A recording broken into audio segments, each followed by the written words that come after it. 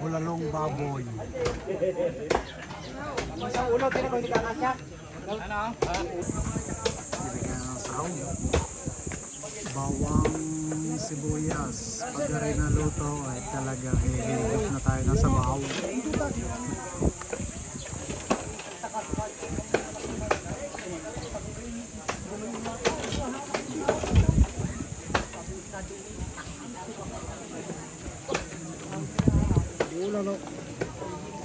Pag naluto yung sahog na yan ay talagang pwede nang higupin. Pwede nang higupin ang sabaw niyan. Napakainam niyan.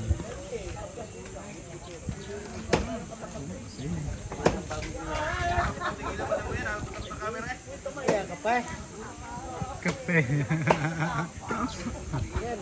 Asin.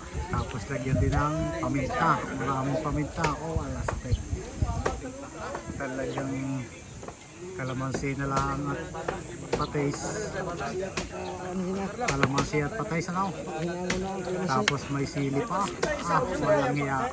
Pag hindi naman makakapanood ka naman ng katabi niya.